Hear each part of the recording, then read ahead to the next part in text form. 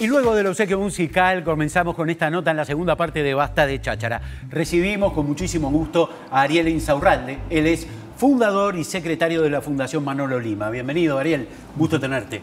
Muchas gracias. ¿Quién era primero que nada Manolo Lima? Manolo Lima es un hombre que nació en el 1919 en Rocha, en el pueblo de San Miguel, hoy 18 de julio, en la frontera, al lado del fuerte de San Miguel. Claro. Y Manolo nace en ese pueblito, en un rancho, rodeado de su madre, su abuela, su padre.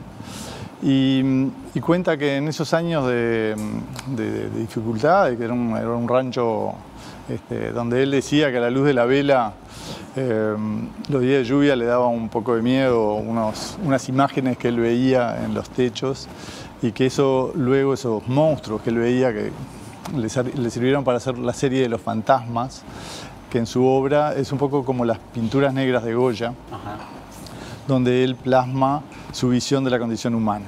Y es la parte menos conocida de la obra de Manolo, que es conocido por sus paisajes, sus retratos, sus desnudos, pero mucho menos por esa parte. ¿Y cómo se vincula con el arte teniendo en cuenta el aislamiento en el que estaba? Bueno, una anécdota familiar cuenta que él, cuando era chico, jugando al fútbol, que le gustaba mucho, le destroza un rosal que la madre cuidaba con mucho cariño, y el disgusto fue tal que no sabía cómo parar esa pena que le dio a su madre, y logra, después de pensar en soluciones, en dibujarle el rosal.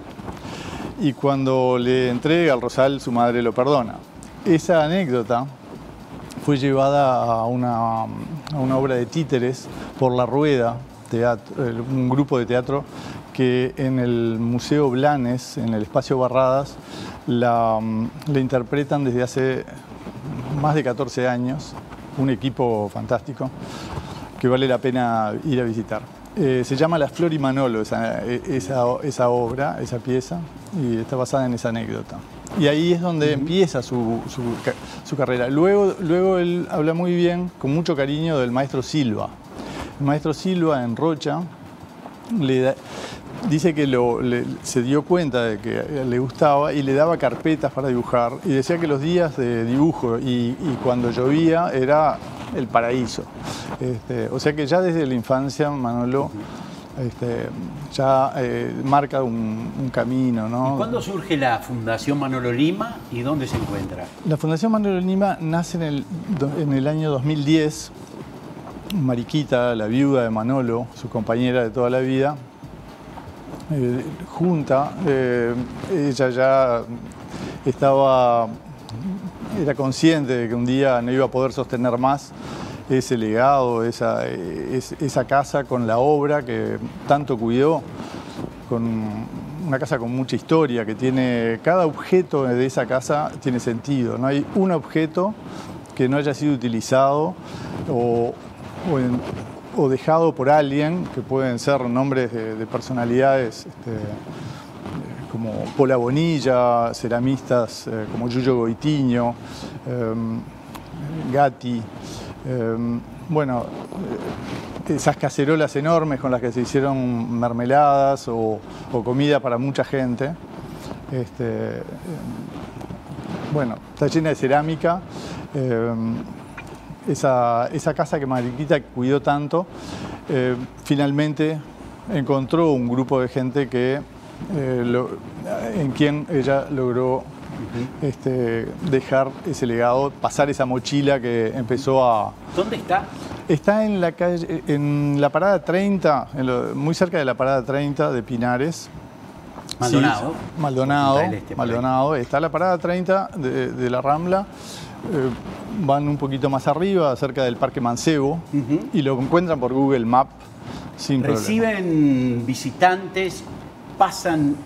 ¿Suceden hechos artísticos en esa fundación? Desde el 2020, desde noviembre de 2020, que Mariquita fallece en el año 2015, y recién en el 2020 logramos empezar a hacer actividades que han traído a la casa, una vez que se abrió la puerta, muchas buenas cosas.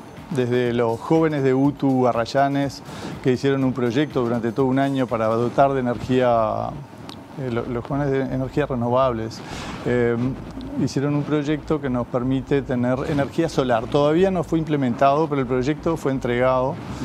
Durante un año trabajaron para eso. La gente del CERP, por ejemplo, que han venido a buscar más información sobre las obras que se encuentran en esa casa, sobre los retratos, las personalidades.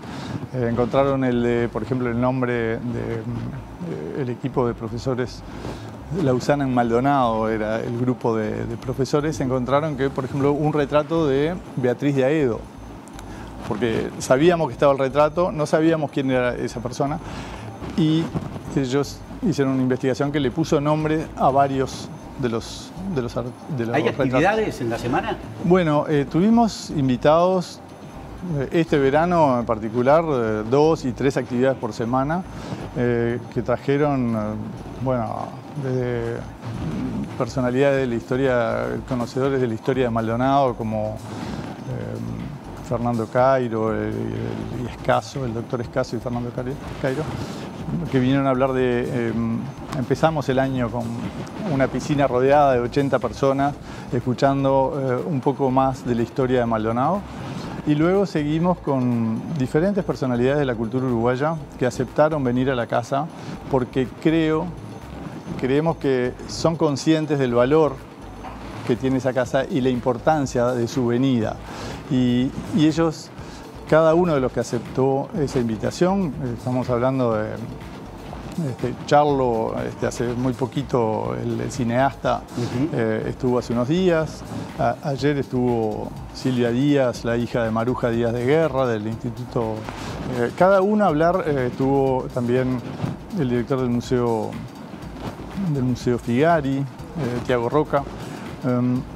Y días anteriores, Fernando Andach, personalidades que vino a hablar de cancelación. ¿Cuándo se puede visitar la casa? Se puede visitar simplemente llamando al 094-860-636 y nos ponemos de acuerdo sobre el horario que le convenga a las partes. O sea, no hay un horario de visita abierto. ¿Seguiría funcionamiento más allá de que ya se terminó la temporada? Sigue todo el año. ¿Sigue funcionamiento? Sí, todo el año. Y este jueves viene, por ejemplo, Dani Umpi. ¿Qué es lo que tratamos de hacer? Vino también un colectivo, no sé si se acuerdan de El huevo de la serpiente. Bueno, invitamos a la autora a hablarnos de 30 años después qué pasaba con el tráfico de mujeres. Por ejemplo, ¿qué es lo que intentamos hacer? Es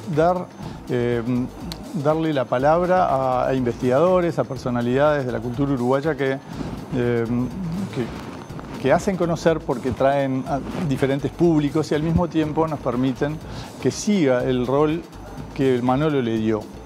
Que Manolo hizo de esa casa un lugar de encuentro y de formación gratuita. Manolo formó gratuitamente a muchos jóvenes en pintura. Nunca se cobró en esa casa Manolo no cobraba por formar. Fue un alumno de la Escuela de Torres García que no adoptó el constructivismo, pero tiene un estilo particular. Cualquiera que conoce la obra de Manolo después lo reconoce, es una belleza. Más allá de las cerámicas y esas cuestiones hogareñas, se va a encontrar obra de Manolo. Sí, sí, por supuesto. La casa es una joya y nosotros la cuidamos porque la dibuja un artista de la Escuela de Torres García, la construye con sus propias manos y en sus paredes encontramos su obra.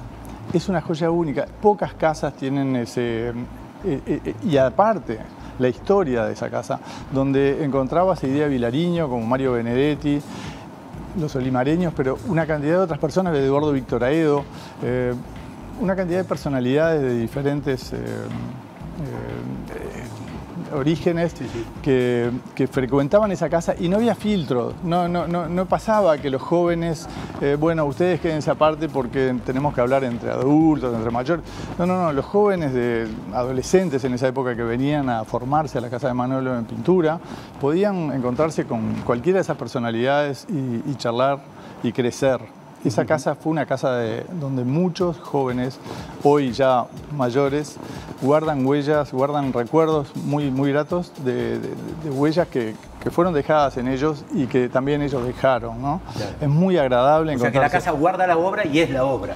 La casa forma parte de la obra y creo que es la obra mayor. Esa casa, País de Pinares, está a la altura de las casas más importantes que tiene Latinoamérica, que sea la casa de Frida Kahlo o la casa de Pablo Neruda, que fuimos a visitar y estamos vinculados con ellos.